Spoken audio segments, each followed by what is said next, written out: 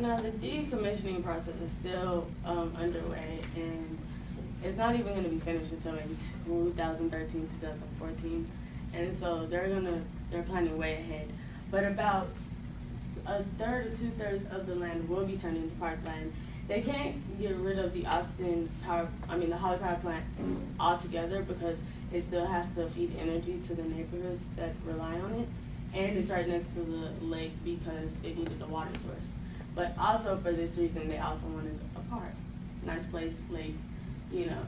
And so they actually plan to get a master planner who is someone that comes in, makes a plan, proposes it to the people, and they vote on what they really want. They give him their feedback, what they want to happen, and he goes back to the Austin Parks and Rec Department and kind of shows them what he came up with, and this is how they're going to come up with this plan. But again, this won't happen for another year or two. And so with this, and again, the people who made this happen, they made the change. And the overall lesson is that we have a say in what happens. We have a say in what happens with our country. We have a say in what happens with our money. And we should do something about that. We should take a stand as people. We should stand up together and do something about it, because it takes a community to make the community. You have to do something about it if you want it to be better. So I encourage you all to use your voice and make a change. Thank you.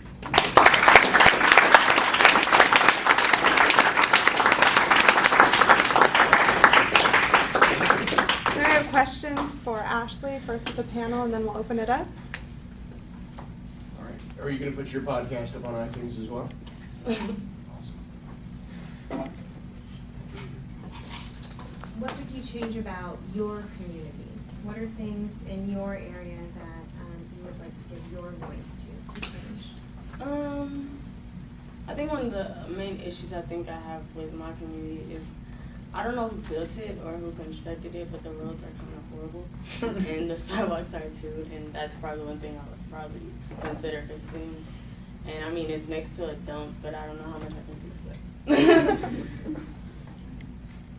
You mentioned you had some sort of troubles and some roadblocks trying to hear back from people. What finally broke through that for you? Was it just persistence on your part, or was it finding other sources?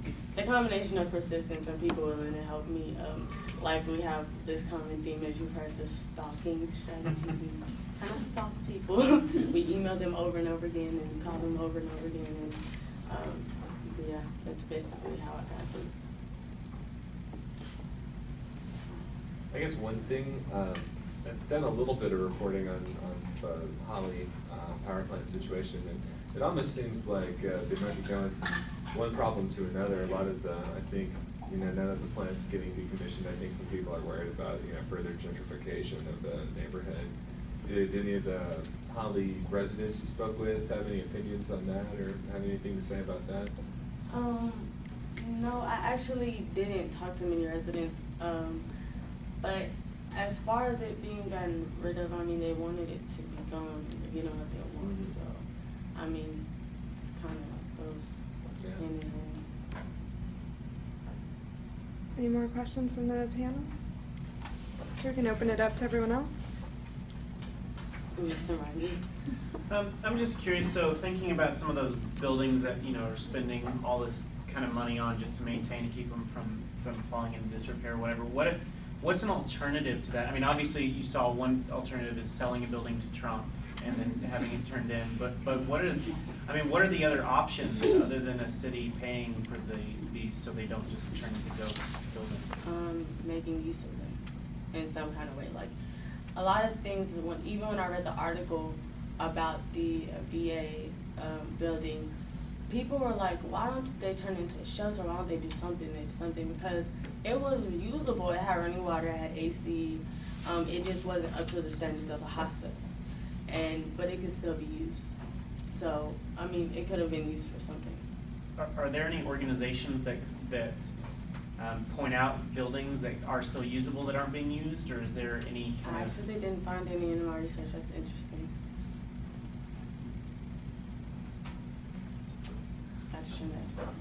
So while you were interviewing people about and trying to learn about advocacy. Did you learn anything new about how how like a regular citizen can advocate for issues aside from voting? Yeah, that's interesting. But I think a lot of it, like with the Holly Power Plant, people made their voice heard to Austin City Council. I think, because you know, the city holds a lot of meetings. You know, they hold a lot of things for people to have the opportunity to say something. It's just that a lot of times people don't say anything to them. They might say it to their friends or their neighbors, but they don't say it to them, and that's probably the starting point. I thought, excuse me. I thought you nailed your presentation. I thought it was really, really well thought out and really well executed. And I like the feeling that you say that these buildings should be used as more like being resourceful. You should be more resourceful with these buildings.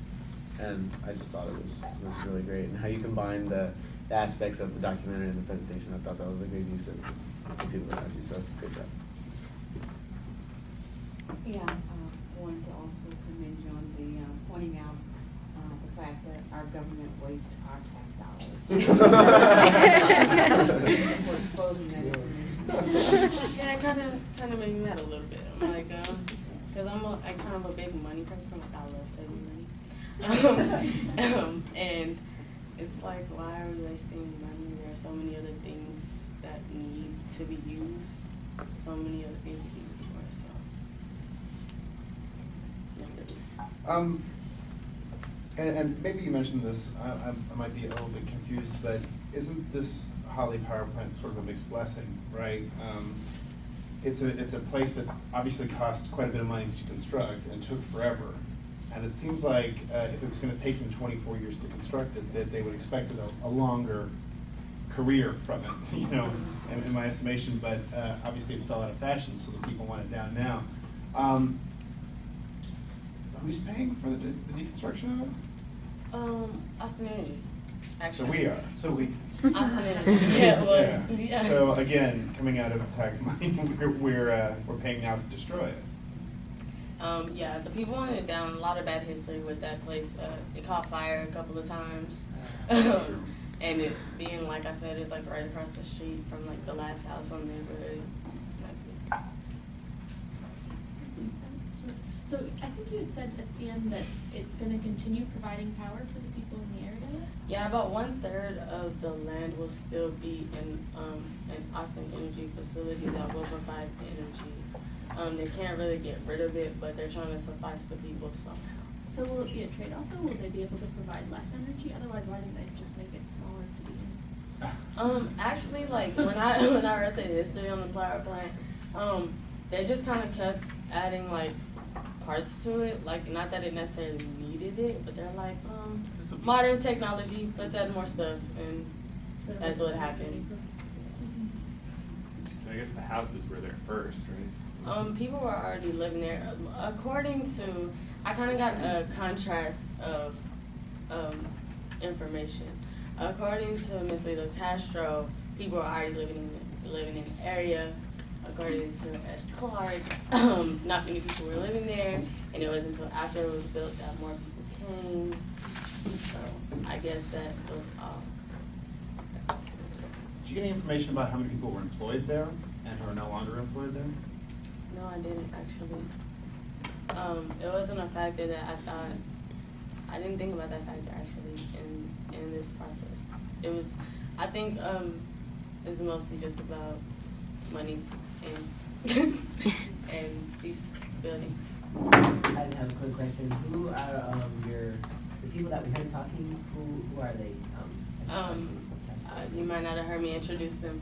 The first was a woman. She's Lila Castro, a Holly neighborhood activist who lived in the neighborhood as a little girl, and the second one was Ed Clark, head of the communications in Austin Energy.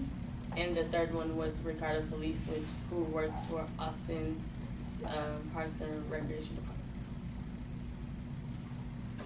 Any final questions? Okay, congratulations.